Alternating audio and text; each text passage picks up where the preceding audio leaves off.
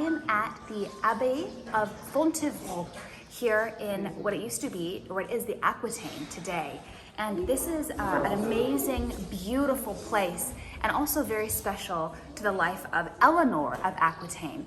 Eleanor of Aquitaine is one of the most important and fascinating women in European history that many people don't know much about, but she's incredibly important. And this is where she is buried, along with her second husband, Henry Plantagenet, King of England.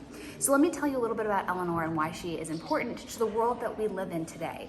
Eleanor was from the Aquitaine, southern France originally, and her father was one of the most wealthy men in Europe and ensured that she was educated in literature and philosophy and history. She spoke 4 languages, including Latin and French and Occident, which is a French dialect, just incredibly sophisticated and refined. The Aquitaine was the most sophisticated part of all of Europe.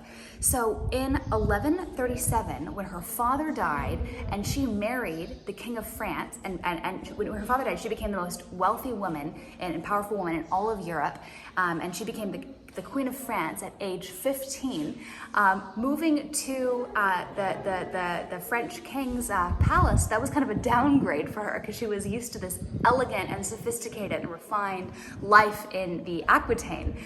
So she became the Queen of France at 15 and had a pretty remarkable life. She went on a crusade with her husband, King Louis of France, and she was always incredibly passionate about her region, the Aquitaine, and incredibly strong-willed. And she eventually decided that she didn't want to be married to Louis anymore, so found a way to annul their marriage and married again to Henry Plantagenet, who just a little bit later became King of England. So she's one of the only women in history, European history, married to 2 kings, 2 European kings, the King of France and then also the King of England. She then had 8 children with Henry, including Richard the Lionheart, who was famous for many crusades, being involved in the crusades, and also King John, who was famously a bad leader of England, and such a bad leader that his barons forced him to sign a document called the Magna Carta, very important to history.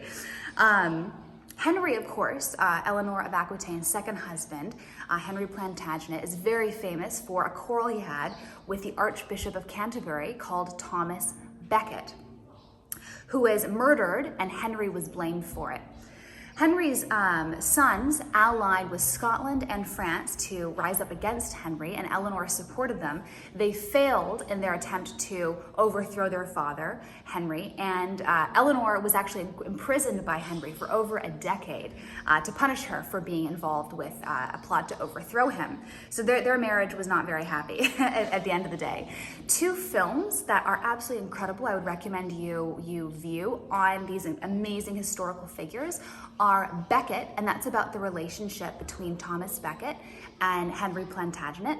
And the other one is called A Lion in Winter, and that's about the incredible relationship, the spicy relationship between Henry and Eleanor of Aquitaine. Peter O'Toole plays Henry Plantagenet in both films, actually. And in the latter film, A Lion in Winter, Katharine Hepburn plays Eleanor of Aquitaine, and she is just exquisite in her presentation of Eleanor. So Eleanor is buried here, as I mentioned, with her husband, Henry, her second husband, Henry, and her son, Richard the Lionheart, just in the church here. And these are the gardens of the Abbey. And interestingly enough, her effigy is not lying peacefully and sleeping like everyone else that she's buried alongside. She's actually alert and awake and reading a book, which is kind of using her mind and using her will, even in the afterlife. So what do we learn from her life? She was incredibly passionate, incredibly intelligent and articulate, and she was strong-willed and accomplished a lot, was able to work her will in a man's world in some incredible ways. And for better or for worse, she is an incredibly fascinating and important figure in history that helped build the world that we live in today. So it's wonderful to be here walking in her footsteps and learning more about this really important figure in history.